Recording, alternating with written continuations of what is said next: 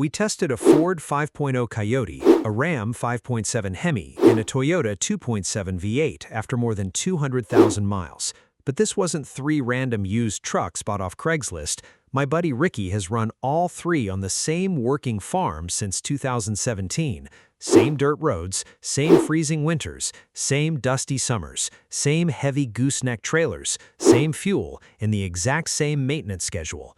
The Ford sits at 217,000 miles, the Ram just crossed 208,000 miles, and the Toyota Tundra is sitting right at 224,000 miles.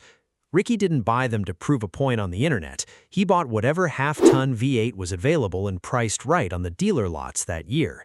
9 years of brutal, uninterrupted farm labor later, that gave us one of the cleanest, most unvarnished full-size truck engine comparisons I've ever had on my lift.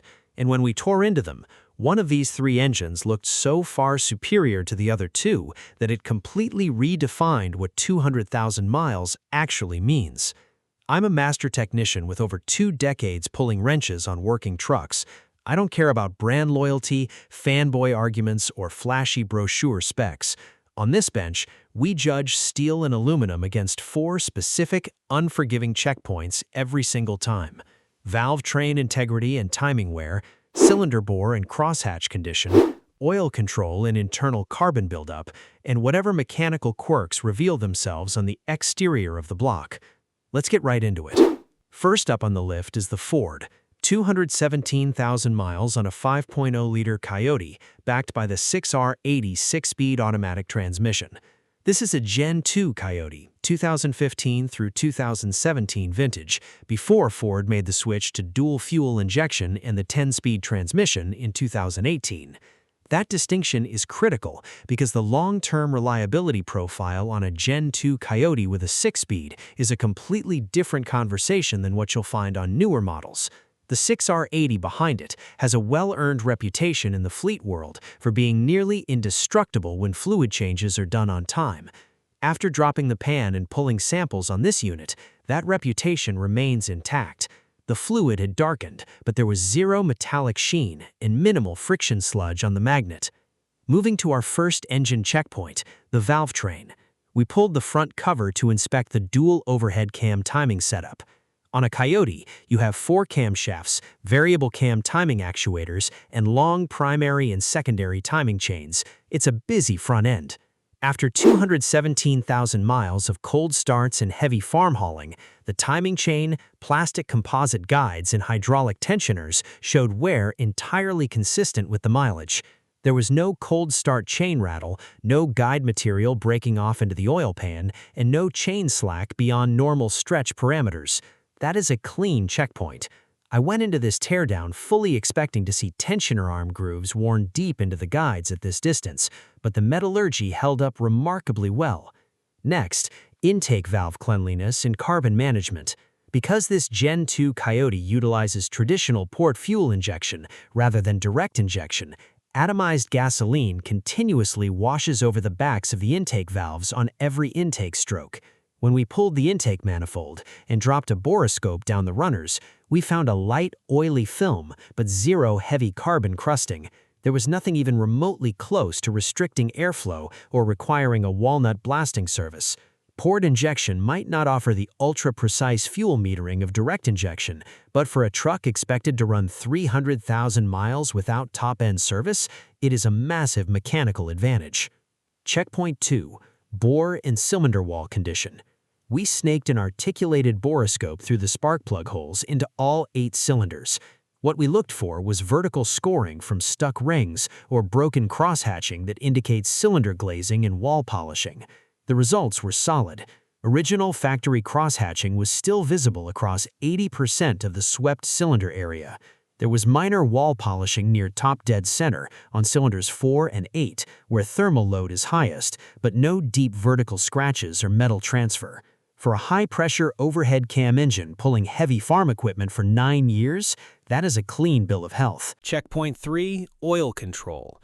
Ricky reported that this Coyote uses roughly 1 quart of oil every 4,000 miles. On a 200,000-mile engine with high rev capabilities, that consumption rate is well within manufacturer tolerances and indicates that the oil control rings haven't gummed up or lost their tension. The PCV valve was original and slightly sticky, which likely accounted for a portion of that oil vapor entering the intake tract. Checkpoint 4. Exterior components and accessories. With the truck at full frame height on the lift, we inspected the top, front, and bottom of the engine block. The water pump was replaced at 160,000 miles, standard wear item on these engines, and the alternator was still outputting proper voltage. However, we did find two specific mechanical issues. First, the passenger side valve cover gasket was seeping, leaving a dirt-crusted oil residue down the side of the head. Second, and more importantly, the rear exhaust manifold studs on the passenger side had snapped off flush with the cylinder head. That creates the classic cold start exhaust tick Coyote owners know too well. Left alone, it ruins fuel economy readings at the O2 sensor. Fixing those studs requires pulling the wheel well liner, applying heat, and extracting the broken hardware, roughly a $400 to $600 shop repair if you don't do it yourself. Overall, the Ford handed us a very respectable performance: 3 clean internal checkpoints, 1 minor oil seep, and 1 broken manifold stud. A solid, predictable result for a high-mileage workhorse.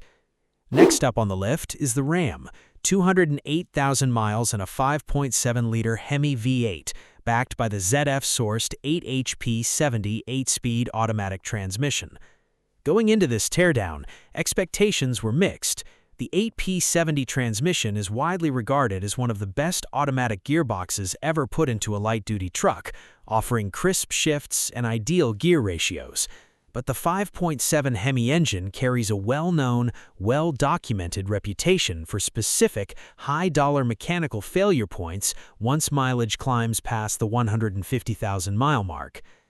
We started with checkpoint 1, Valvetrain and timing setup. Unlike the overhead cam architecture of the Ford and Toyota, the Hemi utilizes a traditional pushrod, single cam and block design. However, it features Chrysler's multi-displacement system, or MDS, which deactivates 4 of the 8 cylinders under light load conditions to save fuel. MDS uses special hydraulic lifters that collapse on command to keep the valves closed on deactivated cylinders. And that is precisely where the Hemi's primary vulnerability lives. Before we put a wrench on the engine, we performed a cold start in the shop. Instantly, 2 distinct mechanical noises echoed off the walls. The first was a sharp, rhythmic metallic snap from the underside of the engine bay. Within 2 minutes, as the exhaust manifolds heated up and expanded, that specific noise faded away. That confirmed broken exhaust manifold bolts, an absolute guarantee on pre-2018 5.7 Hemis due to severe thermal expansion differences between the iron exhaust manifold and the aluminum cylinder head. Replacing those bolts and machining the warped manifold flat is a $350 to $500 shop repair if you don't do it yourself.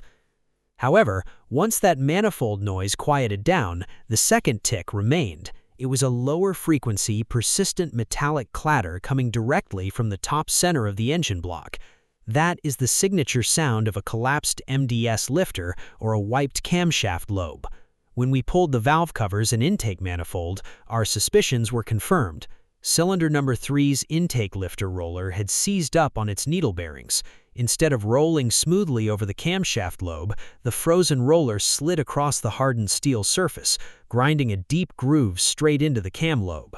This is the classic Hemi tick in its final destructive stage.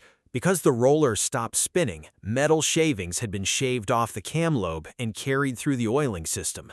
When an MDS lifter fails like this, you aren't just replacing a $40 lifter. You have to strip the entire top end of the engine, pull the cylinder heads, remove the timing cover, pull the radiator, and extract the camshaft. To do the job right, you replace all 16 lifters, put in a brand new camshaft, flush the oil passages, replace the timing set, and install new head gaskets. In terms of parts and labor, you're looking at a $2,800 to $3,800 repair bill. On a working farm truck with 208,000 miles, that single repair changes the entire financial math of vehicle ownership. Checkpoint 2. cylinder bore and wall condition. With the heads off to inspect the camshaft damage, we got an up-close look at the cylinder walls. Cylinder number 3, where the lifter failed, showed micro-flecking of iron dust on the top of the piston crown, but remarkably, the cylinder wall itself had escaped major gouging. The remaining 7 cylinders showed clean, consistent cross-hatching with minimal wall polishing. The bore condition on this engine was actually surprisingly good, proving that the basic block casting and ring metallurgy are sound. Oil control. Despite the Valvetrain carnage, the Hemi's oil control was acceptable. Ricky reported using roughly 1.5 quarts of oil every 5,000-mile change interval. There was moderate carbon buildup on the intake valves, expected on a port-injected engine with high blow-by, but no heavy oil pooling in the intake plenum. Exterior components and ancillaries. Outside of the warped exhaust manifolds and broken studs, the front accessory drive was in decent shape. The water pump had been replaced once at 130,000 miles, and the alternator was functional, but the engine was let down entirely by its Valvetrain architecture. Line the Ram up against the Ford. The Ford handed us a $400 manifold stud fix and a cheap valve cover gasket. The Ram handed us an active, severe mechanical failure requiring a $3,000 plus engine teardown to prevent complete metallic contamination of the bottom end. 2 clean checkpoints on the Ram, ruined by 1 catastrophic Valvetrain failure point. That brings us to the third and final truck on the lift, the principal contender, the undisputed durability heavyweight, and the entire reason we set up this comparison, the Toyota Tundra. 224,000 miles on the legendary 5.7-liter 3U RFE V8, backed by Toyota's AB60 6-speed heavy-duty automatic transmission. This truck has worked the exact same fields, pulled the exact same gooseneck livestock trailers, navigated the same rutted dirt roads, and suffered through the same brutal farm work as the Ford and the Ram since 2017. Out of all 3 trucks, the Tundra actually has the highest odometer reading on the bench at 224,000 miles. When Toyota engineered the 3U RFE back in the mid-2000s, they didn't design it to meet aggressive fuel economy targets or fit into tight light-duty engine bays. They built it like an industrial commercial engine scaled down for a half-ton chassis. Cast iron cylinder liners embedded in a deep skirt aluminum block, a massive forged steel crankshaft held down by 6-bolt main bearing caps, dual overhead cams driven by heavy-duty double-strand timing chains, and an oversized oil cooler built into the cooling system from the factory. We started with Checkpoint 1, Valvetrain and Timing System. The 3UR FE utilizes 4 camshafts with dual VVTi, variable valve timing on both the intake and exhaust cams. When we pulled the front timing cover on this 224,000-mile engine, what we saw was nothing short of remarkable. The timing chains looked almost identical to a brand new factory unit out of the box. There was 0 chain slack. The hydraulic tensioners were extended less than halfway through their total travel sweep, and the composite plastic chain guides showed virtually no wear grooves. Unlike the Hemi, Toyota did not equip the 5.7 V8 with cylinder deactivation or displacement-on-demand hardware. Every single component in this Valvetrain does one job 100% of the time without mechanical switching or hydraulic trickery. There are no collapsing lifters to freeze, no specialized oil control valves to clog, and no complex cylinder cutoff routines to starve the top end of lubrication during low RPM cruising. The hydraulic lash adjusters were completely silent on cold start. No tick, no clatter, no hesitation. The Valvetrain checkpoint came back 100% immaculate. Next, intake valve cleanliness. The 3UR FE uses sequential port fuel injection. Much like the Ford Coyote, gasoline continuously sweeps across the intake valves, keeping them free of carbon deposit accumulation. When we ran our inspection scope down the aluminum intake runners, the intake valves were virtually spotless. The valve stems were clean, the seats were tight, and airflow remained completely unobstructed. Checkpoint 2. Cylinder bore and wall condition. This is where the engineering philosophy behind Toyota's engine manufacturing really separates itself from the domestic competition. Toyota uses a specialized spin-cast iron cylinder liner process that creates a porous outer surface, locking the sleeve permanently into the aluminum block with superior heat transfer characteristics. When we scoped all 8 cylinders of this 224,000-mile 3UR FE, the factory crosshatch pattern was crisp, distinct, and visible from top dead center all the way down to the bottom of the stroke across every single cylinder wall. There was zero wall polishing, zero cylinder glazing, and not a single vertical drag mark on any of the bores. The piston tops had a light, uniform tan coating of dry carbon combustion residue, indicating perfect fuel atomization and complete oil ring sealing. Looking at the interior of these cylinders, you would swear this engine had 24,000 miles on it, not 224,000 miles of hard farm labor. Checkpoint 3. Oil control and internal cleanliness. Ricky reported that in between 5,000-mile oil change intervals using standard synthetic 0W20 oil, the Tundra uses zero measurable oil.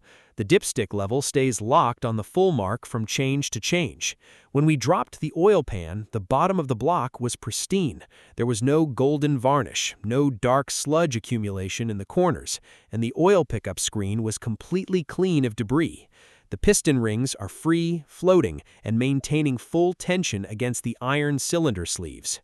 Checkpoint 4. Exterior components and ancillaries. No engine is completely immune to wear after nearly a decade of severe agricultural service, and to keep this assessment totally fair and realistic, we searched every square inch of this 3UR FE for documented real-world quirks.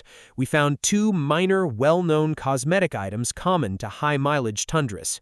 First, at the back of the cylinder heads, there was a faint dry oil misting near the rear cam tower seam, the infamous Tundra cam tower weep.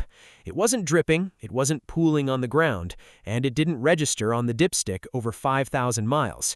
It's an aesthetic non-issue that virtually every 5.7 Tundra develops eventually, requiring nothing more than monitoring until it becomes an active leak.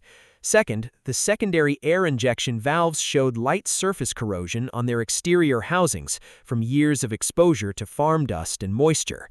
The valves were still cycling perfectly without throwing a diagnostic code, but they represent a known wear item that might need a cheap bypass module or valve swap down the road at 250,000 miles. Outside of those 2 minor cosmetic quirks, the engine block, water pump, power steering pump, alternator, and exhaust manifolds were completely solid. The exhaust manifold studs, a total nightmare on both the Ford and the Ram, were intact, unwarped, and completely leak-free due to Toyota's heavy-duty stainless steel exhaust manifold design. When you line all 3 of these farm trucks up side by side on the shop bench and compare the raw teardown evidence across all 4 checkpoints, the mechanical reality becomes undeniable. The Ram 1500 handed us 2 clean checkpoints, broken exhaust manifold bolts, and a severe $3,000-plus MDS lifter and camshaft failure that requires a complete top-end rebuild. The Ford F-150 handed us 3 clean checkpoints, a minor valve cover gasket weep, and broken exhaust manifold studs requiring a $500 repair. The Toyota Tundra handed us 4 virtually flawless mechanical checkpoints, 0 internal engine wear, 0 oil consumption, and 2 minor cosmetic exterior items that require 0 immediate money to keep running down the road. After 200,000-plus miles of pulling heavy loads, enduring harsh seasons, and working the exact same farm since 2017, the Toyota 5.7-liter 3UR FE V8 isn't just the winner of this comparison, it is operating in an entirely different tier of engineering durability. While the domestic options require major component overhauls or labor-intensive exhaust repairs to stay on the road at this distance, the Toyota Tundra treats 200,000 miles like it's just getting warmed up. If you're buying a used truck to put to real work, looking at internal component wear like this tells you everything the brochure won't. The Toyota 3UR FE remains the absolute gold standard for long-term, high-mileage half-ton reliability.